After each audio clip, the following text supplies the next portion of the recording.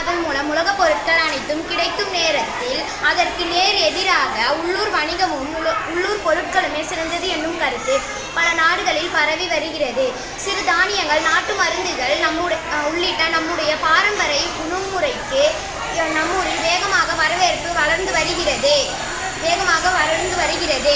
உள்ளூர் வணிகத்திலும் உள்ளூர் பொருட்களை நாடுவதிலும் மக்கள் காட்டும் ஆர்வம் நாளுக்கு நாள் வளர்ந்து கொண்டே போகிறது. சென்னை, பெங்களூர், மும்பை போன்ற பெருநகரங்களுக்கு போய் ஏதாவது ஒரு கார்ப்பரேட் நிறுவனத்திற்கு நாளொன்றுக்கு 12 மணி நேரம் உழைப்பதை காட்டிலும் அதே உழைப்பை நம்முடைய தொழிலில் காட்டினால் நன்றாக வளரலாம். உள்ளூர் நாட்டு மருந்து கடையில் வாங்கி உள்ளூர் பொருளாதாரத்தை உயர்த்துவோம். இந்தியாவை தன்னிறைவு பெற்ற மாநிலமாக மாற்றுவோம். வெளியூரில் பேர் தெரியாத ஏதோ ஒருவரிடம் வெறுமனே கம்பெனி பெயரை மட்டும் நம்பி ஏமாந்து போவதை விட உள்ளூர்காரர்களிடம் வாங்கினால் பிடிப்பு நம்மிடம் இருக்கும். உள்ளூர்காரரே உற்பத்தியாளராக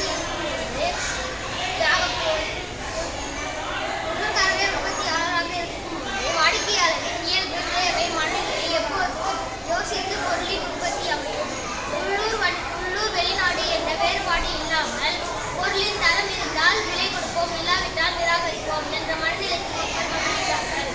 உள்ளூரில் வாங்கும் உயர்வானதையே வாங்கு என்ற பெயரில் பிரச்சாரம் பண்ணலாம். எடுத்துக்காட்டு, கீரை நம் ஊரில் அன்றே பறித்து அன்றே விற்பனையாகிறது. இது ஃப்ரெஷ் கேரட் ஊட்டியிலிருந்து இறக்குமதி ஆகிறது. இதை நாம் பயன்படுத்தும் போது பல நாள் ஆகுவதால் இதன் சத்து பாதிக்கப்படுகிறது. உள்ளூரில் வாங்கு உயர்வானதையே வாங்கு.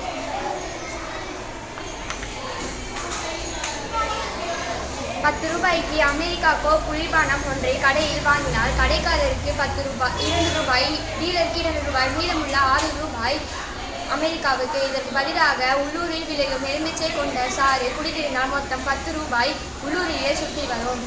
இது உடலுக்கும் நல்லது, ஊருக்கும் நல்லது. உள்ளூர் வியாபாரிகளுக்கு வியாபாரத்தை விடவும் நல்ல பெயர் வாங்க வேண்டும் என்ற எண்ணம் தான் மேலோங்கி இருக்கும். உள்ளூர் வணிகம் எப்பொழுதுமே சுற்றுச்சூழலுக்கு நிகழ்ந்தது. லாரி, லோட் ஆட்டோ ஆகியவற்றிற்கு தேவையான எரிபொருள் லாபமே. வளமான இந்தியாவை உருவாக்குதல். தவிர்ப்போம் சாண்டா, கோகோ கோலா, பெப்சி. பயன்படுத்துவோம் உள்ளூர் எரிபொருள்.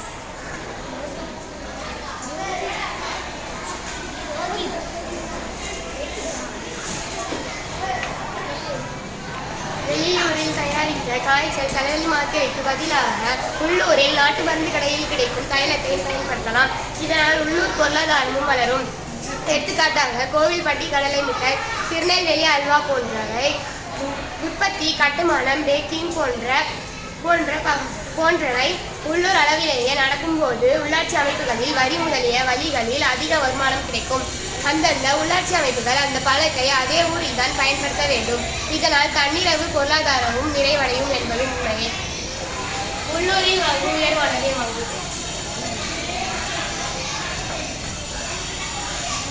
நிலையான பொருளாதாரம். உற்பத்தியாளர், விற்பனையாளர், வாடிக்கையாளர் ஆகியோர் ஒரே ஊரில் இருப்பதால் இந்த வேலை ஏற்ப அபாயம் ஏற்படாது.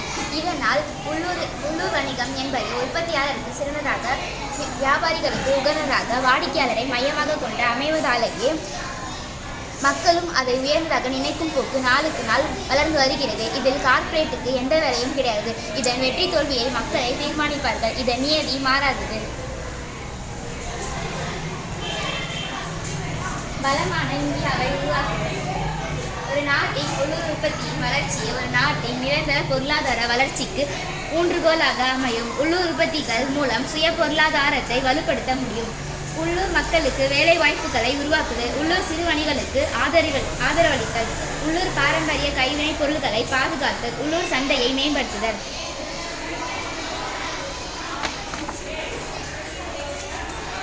நன்றி, வணக்கம்.